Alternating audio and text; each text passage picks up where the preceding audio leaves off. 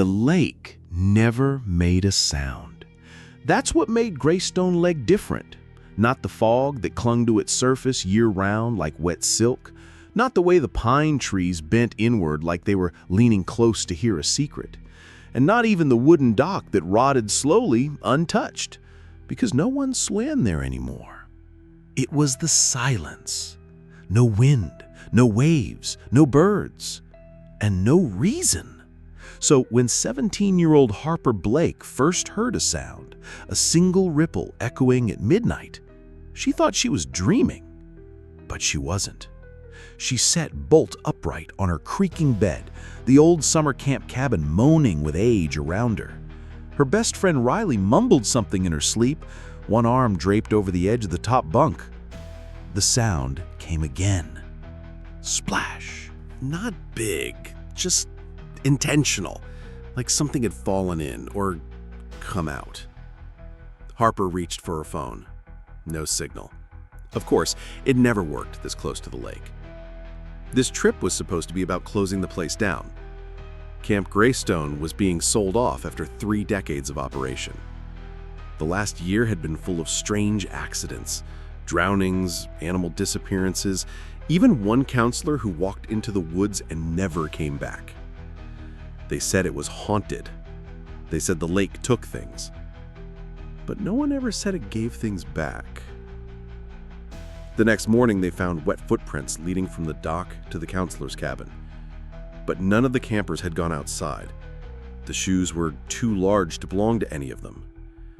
"Probably raccoons," said Mitch, the oldest counselor, scratching his beard. "Or a deer. You city kids spook easy." Harper stared at the footprints. The shape was human, barefoot, long, wide toes. And something was wrong with the step pattern, as if whoever made them had been dragging a second pair of legs. Later that evening, the group gathered around the fire pit. 6 campers, 2 counselors, the usual ghost stories, laughter, marshmallows, normal things. But Harper couldn't stop looking at the lake. The moon hung low, smeared through clouds, and for a moment, just a second, she saw a head rise above the surface, pale, featureless, just watching. She blinked. It was gone. At 3:13 a.m., she woke again. The door to the cabin was open. Riley was gone. And from the dock, where the silence should have been, she heard singing. Harper stood barefoot on the cabin floor, heart pounding. The door hung open, letting in the night. Not cold exactly, but wet. The smell of moss and algae crept in like a fog. She rubbed her arms and whispered into the dark, "Riley?" No answer. Everyone else slept, or pretended to. Harper grabbed her flashlight and stepped out. The silence of Greystone Lake had returned, so complete it was like the world had forgotten how to breathe. But there it was again, distant but clear, singing. Not lyrics, just long, slow humming. Feminine, hypnotic. She crept toward the dock. The lake looked like a giant mirror, black glass reflecting clouds that didn't move. Something about it didn't feel like water at all, not natural, not alive either. And then she saw it. A girl in a nightgown standing at the end of the dock. It was Riley. She swayed slightly, barefoot, arms limp at her sides, eyes open but unfocused. Harper called out in a hushed shout, "Riley!" No response. Then Riley took one more step, forward, toward the edge. Harper ran, "Riley, stop!" But it was too late. Riley fell straight into the lake, headfirst like a puppet with cut strings. Harper dropped the flashlight and jumped. The lake water was wrong. It wasn't cold or warm, just thick like jelly, and silent. Even underwater, there were no bubbles, no ripples, just still, crushing pressure. She couldn't see Riley. She couldn't see anything. And then she did. A face floated up from below. Gray, smooth, lips stitched shut, skin like leather soaked in brine. It opened its eyes. And then they multiplied.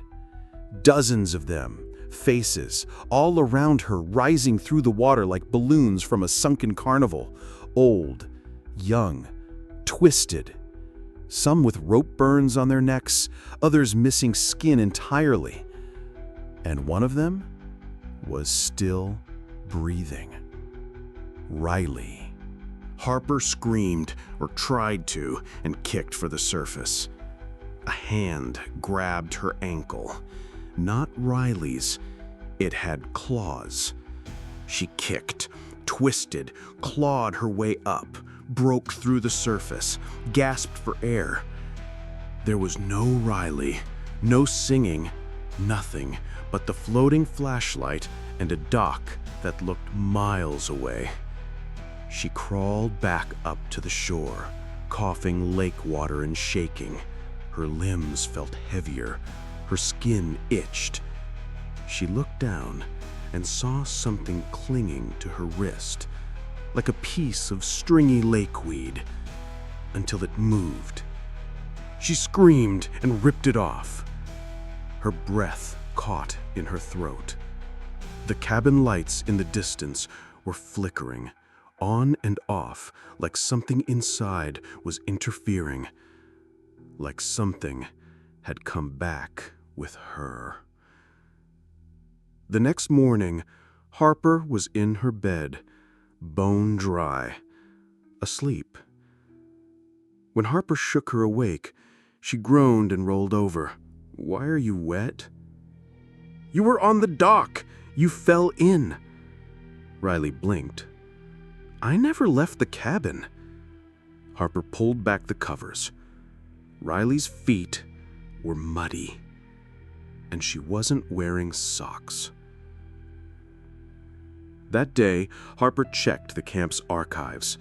She found the old records in a dusty filing cabinet in the main lodge beneath years of moldy paper and mice nests.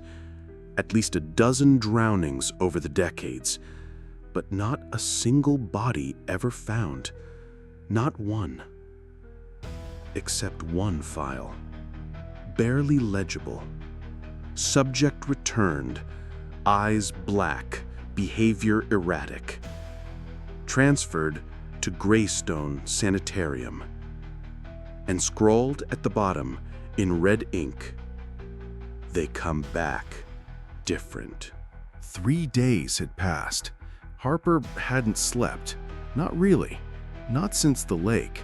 Something was off. The fog came every night now.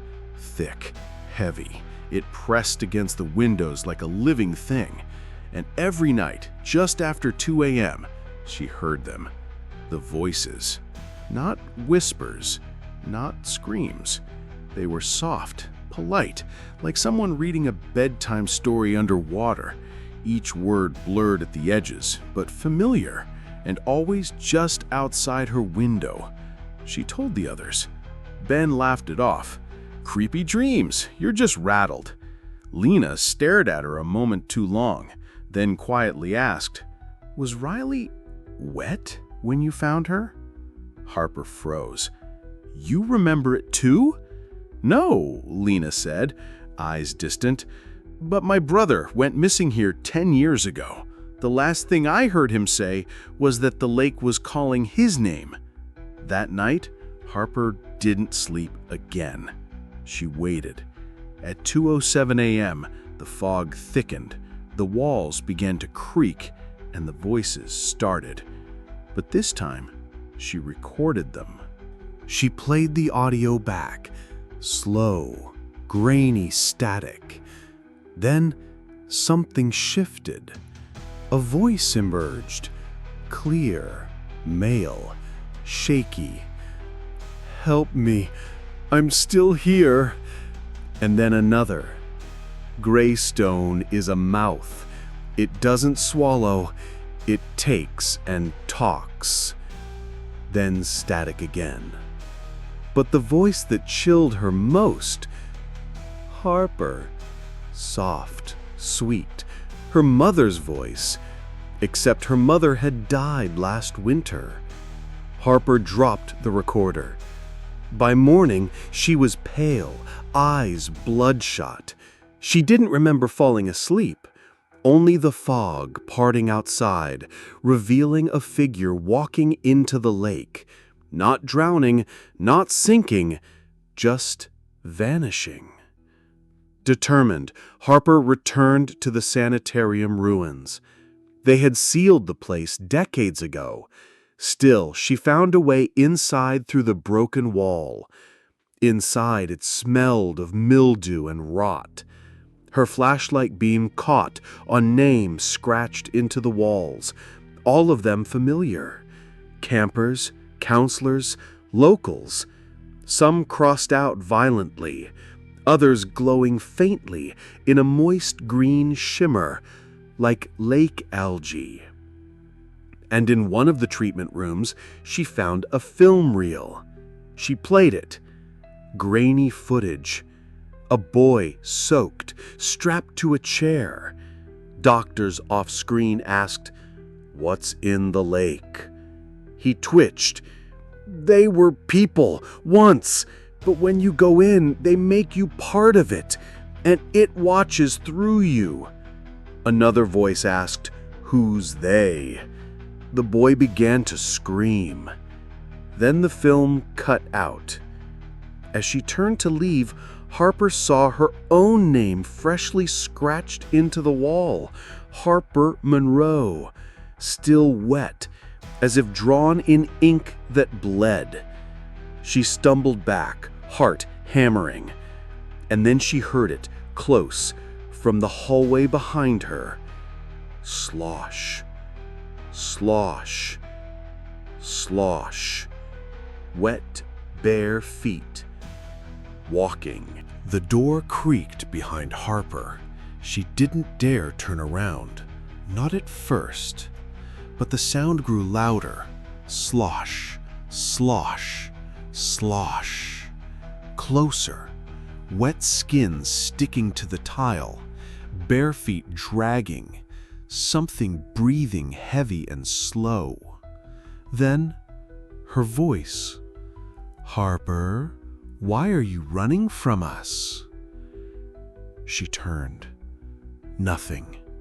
The hallway was empty, the flickering beam of her flashlight cutting through mold and dust.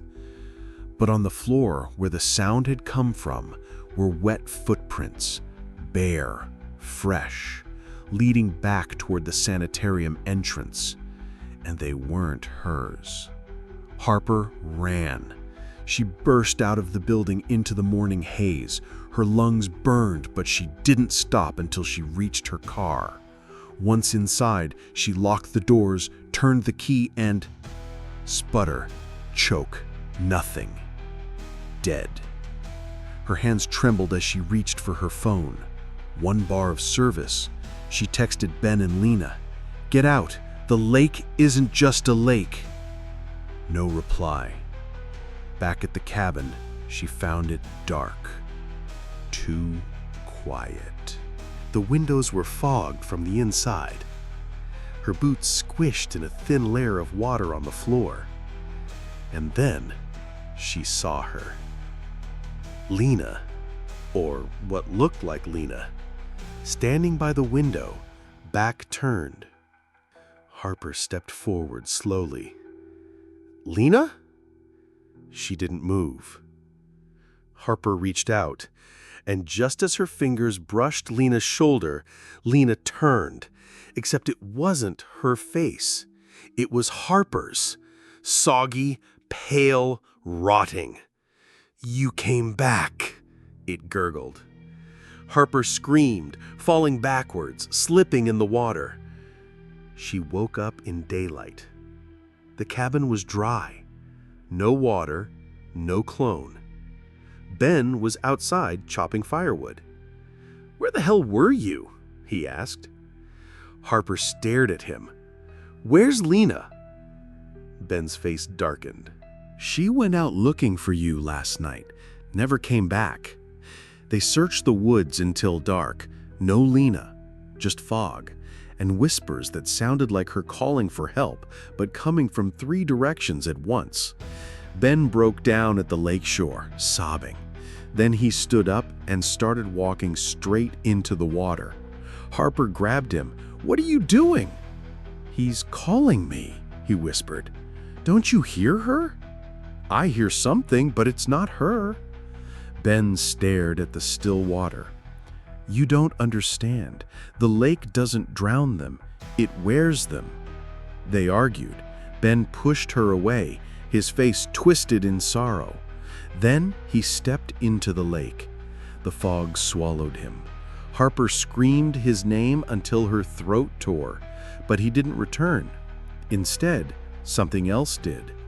A few minutes later, Ben walked back out. Same face, same clothes, same calm smile. But he was dry, too dry, and when he blinked, water leaked from his eyes. "You were right. It doesn't drown us." Harper backed away slowly. "You're not him." He tilted his head and smiled wider. "I'm not just him." And then his face twitched, mouth elongating, skin pulsing, something underneath shifting like eels under a tarp. Harper turned and ran. She locked herself in her car, wrote one last thing in her journal. The lake watches. The lake listens. But worst of all, it learns. Harper drove. She didn't know where, only that she had to get away from him, from it, from the thing wearing Ben's face. The road twisted through pine and fog. The GPS blinked erratically. Every direction pointed back toward the lake. Her hands trembled on the wheel. And then the radio turned on by itself. A garbled, wet voice whispered, "Turn around. You forgot your face." She threw the radio to the floor, kept driving, but the road looped. Each turn brought her back to the same clearing, to the same view of the lake, where Lena stood. No, not Lena, the thing that looked like her. It waved, and behind it stood Ben, holding something. Her journal, soaked, pages missing. Harper stepped out.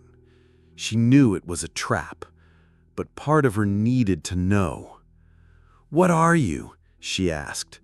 Ben stepped forward, eyes glassy, water dripping from his sleeves. "You left us here, all of us." "Every whisper you ignored, every cry you forgot. We remember." Lena joined him. Her face flickered between her own and Harper's. Then dozens more emerged from the water. All familiar, all wrong. Some had faces Harper recognized from old news articles, the ones who had drowned in Lake Isidora.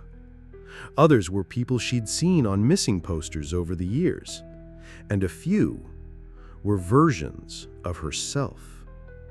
Younger, sadder. One was smiling, one was screaming, one was drowning, but still standing. The lake wasn't just a lake. It was a memory that couldn't let go. A graveyard that still needed witnesses. A place where every emotion that died, grief, guilt, loss, stayed behind, waiting to be worn again. Harper backed away. "I'm not part of this." But her other self stepped forward, the one with hollow eyes. Then why do you keep coming back? That's when Harper remembered. This wasn't the first time she'd been here. As a child, she had watched her brother drowned in this lake. She had forgotten, buried it, moved on. But the lake hadn't. She dropped to her knees, tears mixed with the fog. "I'm sorry. I remember now." The drowned ones stopped. The whispers hushed. The lake grew still. And then, for the first time, a child stepped out of the water. Soaked, shivering, smiling. Her brother. He knelt and hugged her. And then they all began to fade. Harper woke up on the shore, alone, dry. The lake was calm, silent. Ben and Lena were gone, but she found her journal beside her, now dry, its pages restored. On the last page, in someone else's handwriting, was one line. "Memory is water. It always finds its way back."